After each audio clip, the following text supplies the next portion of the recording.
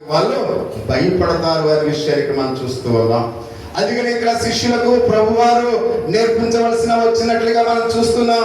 వాస్తవానికి శిష్యులు ఇతరులకు నేర్పించవలసి వచ్చిన ఆ సమయాన్ని ప్రభు వారికి నేర్పిస్తూ ఉన్నట్లుగా మనం చూస్తూ ఉన్నాం.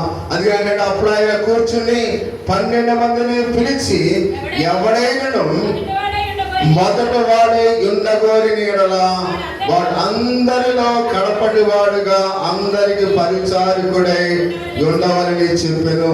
నిజంగా గొప్పతనము మొదటగా ఉండడం కాదు ప్రియమైన వాళ్ళు. నిజమైన గొప్పతనం మొదటగా ఉండడం కాదు.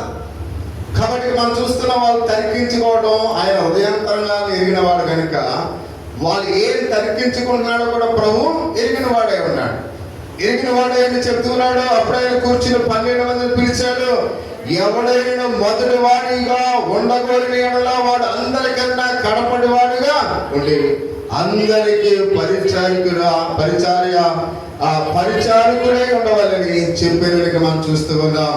అందరికంటే చివరిగా ఉంటాం. నిజం చెప్పాలంటే మొదటగా మన ప్రాముఖ్యమైన కంటే సహోదరి సహోదరా ఆయన మాట్లాడుతున్నాడు. ఇతరులను ప్రాధాన్యత ఇవ్వటం ప్రాముఖ్యం ప్రియమైన వాళ్ళు. అంటే మనం ఎప్పుడు కూడా ఇతరులకు ప్రాధాన్యత ఇవ్వాలి, మనకు మనమే ప్రాధాన్యత తీసుకోవడం కాదు. అంటే మన యొక్క చూడండి, ఏదైనా ఒక వివాహానికి మనం పిలిచేటప్పుడు మనం ఏం చేయాలి?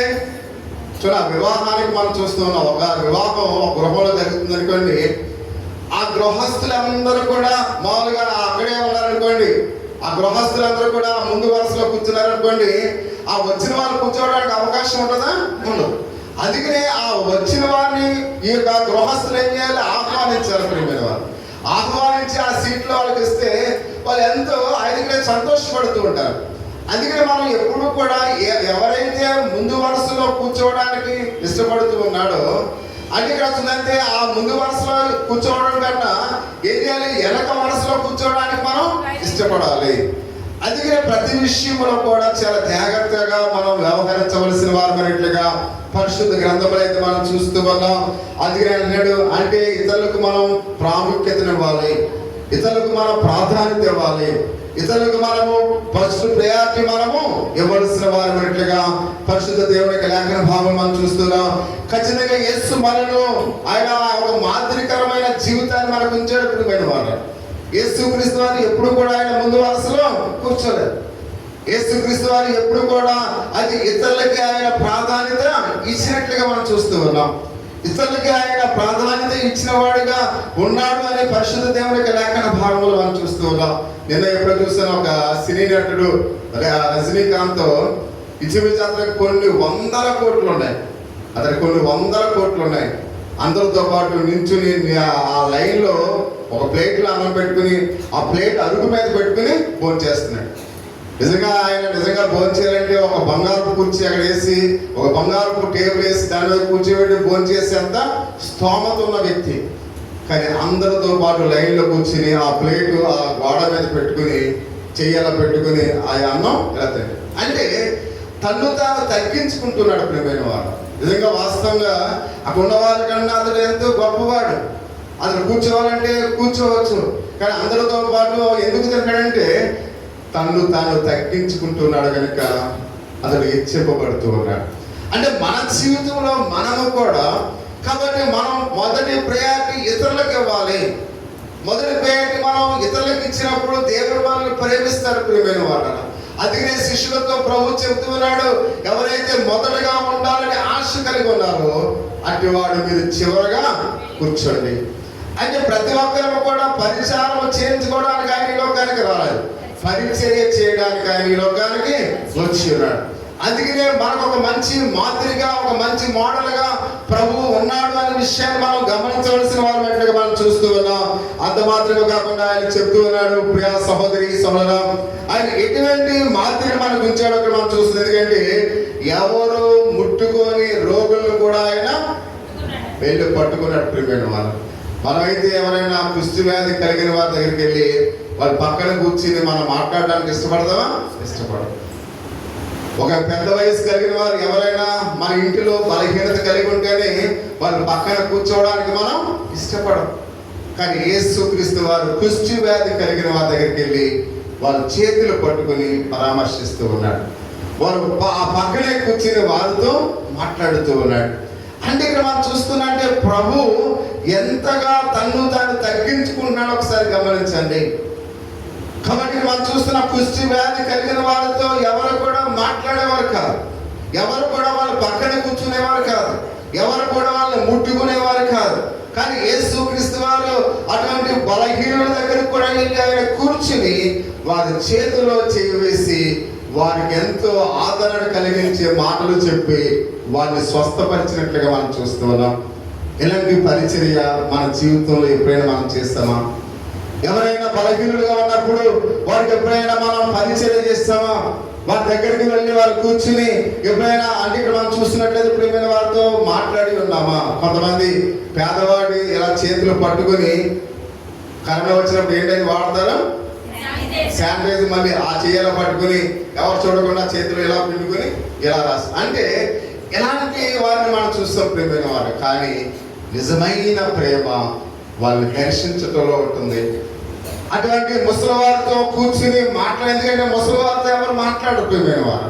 పెద్దవారితో ఎవరైనా మాట్లాడడానికి ఇష్టపడరు. అటువంటి వాళ్ళతో మనం మాట్లాడాలి.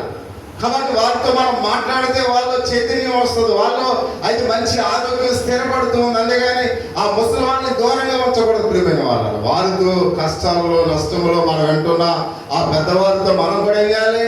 కాసేపు సంభాషించాలి, వారితో కాసేపు మాట్లాడాలి ప్రియమైన వాళ్ళు. అందుకే యేసుక్రీస్తు వారు కూడా అనేక మంది రోగస్తుల దగ్గరికి వెళ్ళి వాళ్ళు పక్కనే కూర్చుని వారితో చేతులు కలిసి వారితో ఎంతో ఆదరణకరమైన మాటలు మాట్లాడినట్లుగా పరిశుద్ధ గ్రంథంలో అయితే మనం చూస్తూ ఉన్నాం. అంత మాత్రమే కాకుండా వ్యభిచారంలో పట్టుబడిన స్త్రీని అనేక మంది రాళ్లతో కొట్టడానికి ప్రయత్నం చేస్తూ ఉన్నారు, పరుగులు పెడుతున్నారు, ఆమెను పరిగెత్తిస్తూ ఉన్నారు. అయితే ఆమెను చంపాలి రాళ్ళతో, అయితే ఆ స్త్రీ మీద రాళ్ళతో దాడి చేయాలని అనేక మంది ఆ యొక్క పాపములో పట్టబడ్డ స్త్రీ వైపు పరిగెడుతున్నారు ప్రియమైన వాళ్ళరా. కానీ ఆమె తరపున మాట్లాడేవాడు ఒకే ఒక యేసయ్య మాత్రమే. కాబట్టి లోకవచనాన్ని ఎవరైనా చిన్న పొరపాటు చేస్తే మేము ఏమి నేరం చేయలేనట్లుగా అందరూ కూడా భావిస్తారు. ఎవరైనా చిన్న పొరపాటు చేస్తే వాడిని రాళ్ళతో కొట్టడానికి ప్రయత్నం చేస్తారు, మాటలతో అనరాని మాట్లాడడానికి ప్రయత్నం చేస్తుంటారు. కానీ ఇక్కడ యేసయ్య అటువంటి వారితో వారి పక్షాన ఉన్నాడు అనే విషయాన్ని పరిశుద్ధ గ్రంథంలో మనం చూస్తూ ఉన్నాం. ఆ స్త్రీని వ్యభిచారంలో పట్టబడ్డ స్త్రీని అందరూ కూడా వెలివేశారు, అందరూ కూడా రాళ్ళతో కొట్టి చంపాలనుకున్నారు. కానీ ఆ వ్యభిచారంలో పట్టబడ్డ స్త్రీ వైపు ఎవరున్నారు? యేసయ్య ఉన్నాడు ప్రియమైన వారు. కాబట్టి మన జీవితంలో కూడా ఎవరైతే దిక్కులేని వారిగా ఉన్నారో అటువంటి వారికి మనము అండగా ఉండవలసిన వారినట్టుగా మనం చూస్తూ ఉన్నాం. ఎవరైతే అనారోగ్య సమస్యలతో ఉన్నారో, ఎవరైతే బాధలో ఉన్నారో, ఎవరైతే కష్టంలో ఉన్నారో వారి తరపున మనం మాట్లాడవలసిన వారినట్టుగా మనం చూస్తూ ఉన్నాం. అందుకని యేసయ్య ఆ పాపములో పట్టబడ్డ స్త్రీ వైపు మాట్లాడుతూ ఉన్నాడు. కింద ఏమేమో రాసినట్లుగా మనం చూస్తూ ఉన్నాం. అది బైబిల్ గ్రంథంలో అది ఏదో రాయబడలేదు. కానీ ఒకవేళ మనం అనుకోవచ్చు మీలో పాపము లేని వాడు మొదటి రాయి ఏమని ఒకవేళ మనం అనుకోవచ్చు, మన ఊహ మాత్రమే. కానీ అందులో బైబిల్లో రాయబడలేదు. కాబట్టి ఎవరు కూడా ఆ స్త్రీ మీద ఒక రాయి కూడా వేయకుండా వాళ్ళు అందరూ ఏం చేశారు? వెనుదిరిగి వెళ్ళిపోయారు. ఆయన అంటున్నాడు, నేను కూడా నీ మీద ఏ నేరము మోపలేదు, ఇంకా పాపము చేయకుండా పరిశుద్ధరాలుగా జీవించాలి. అంటే ప్రియమైన వాళ్ళ ఎప్పుడు మన పాపాన్ని మనం గ్రహించాలి. కానీ మనం ముందున్న వారిని పాపాలు వెతకడానికి ప్రయత్నం చేస్తుంటాం. వారిలో ఉన్న పాప ఆలోచనలు అది ఏమైనా అవి వెతకడానికి ప్రయత్నం చేస్తాం. కానీ నేను ఎంత ఘోర పాపిలో, నా జీవితం ఏంటో, నా పిల్లల పరిస్థితి ఏంటో అని మనం ఆలోచిస్తాం. కానీ ఎదుటి వారి పిల్లల మీద నేరాలు మోపడానికి ప్రయత్నం చేస్తాం. మన పిల్లల గురించి మనం ఆలోచన చేయం. మన పిల్లలు ఎలాంటి వారు మనం పట్టించుకోం.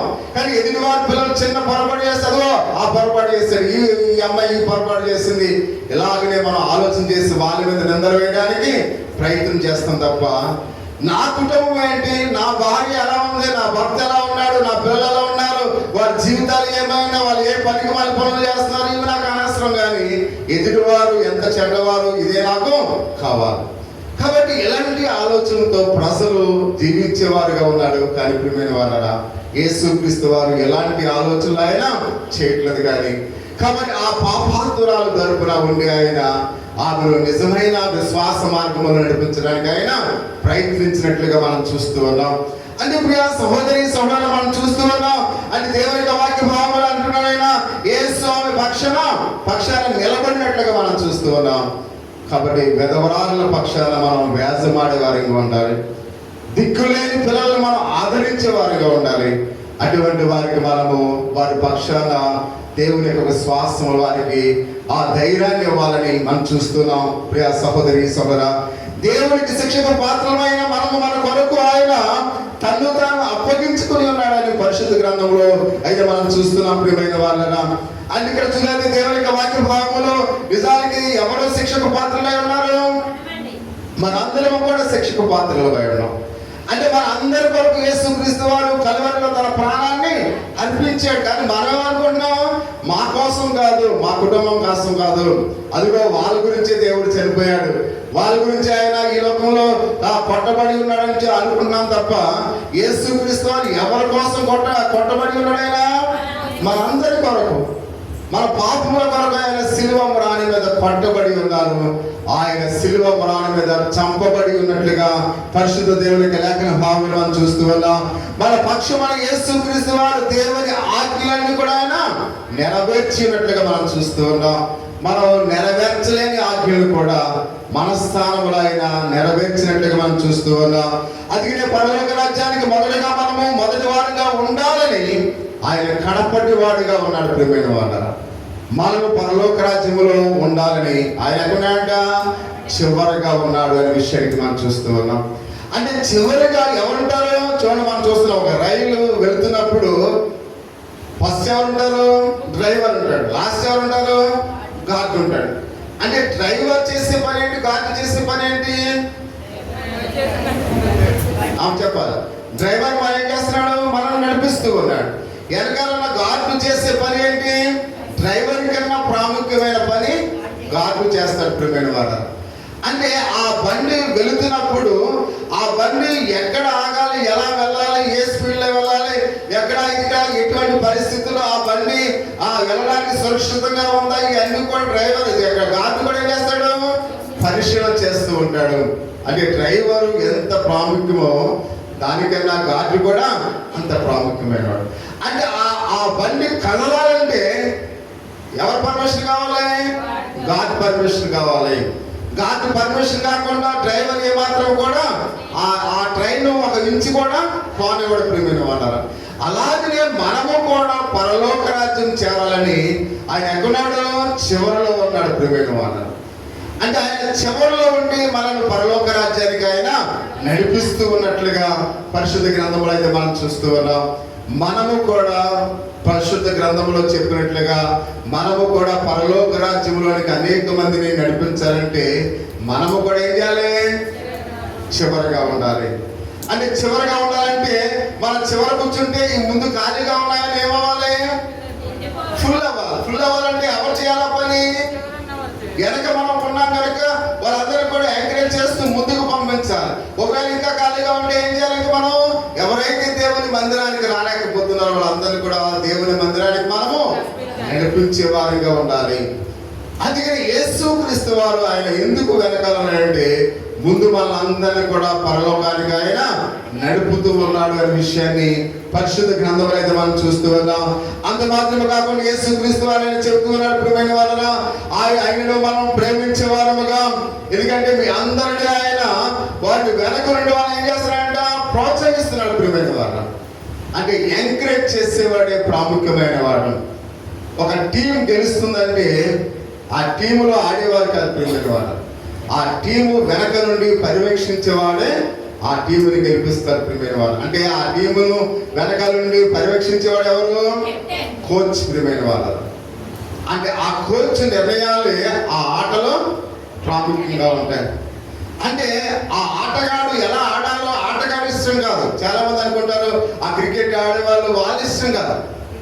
ఆ ఆటగాడు ఎలా ఆడాలో అక్కడ ఆ కోచ్ నిర్ణయిస్తాడు. ప్రియమైన వారు, ఆ కోచ్ సిగ్నల్స్ పంపితే ఆ సిగ్నల్స్ బట్టి వాళ్ళు ఏం చేస్తారు, ఆడతారు. అంతేగాని వాళ్ళు ఒకవేళ చూసైతే వాళ్ళు మామూలుగా బాల్ కొట్టాలన్నా, ఒకవేళ మనం చూసైతే అవుట్ అవ్వకుండా దాన్ని ఆ మామూలుగా అక్కడే స్టాండర్డ్ గా ఉండి ఆడాలన్నా, డిఫెన్స్ ఆడాలన్నా, ఇవన్నీ కూడా ఎవరు చెప్తారు, ఆ కోచ్ పంపిస్తాడు, సిగ్నల్స్ పంపిస్తాడు. ఎలా పంపిస్తాడు, కూల్ డ్రింక్స్ పంపించేటప్పుడు, లేకపోతే అక్కడ కొంతమంది ఆ చిన్న గాయం అయితే వాళ్ళు కట్టడానికి వెళ్ళే డాక్టర్లు వీళ్ళందరూ కూడా ఆ కెప్టెన్ ఏదైతే చెప్పాడో, ఆ కోచ్ ఏదైతే చెప్పాడో వాళ్ళకి అందిస్తున్నారు. అంటే ఆ విషయం వెనక ఎవరుంటారు, ఆ కోచ్ ఉంటాడు ప్రియమైన వాళ్ళు. అలాగే విశ్వాసాలను కూడా మనము విశ్వాస జీవితంలో వాళ్ళు ఎంకరేజ్ చేయాలి, వెనకాల ఉన్న వాళ్ళు. అందుకని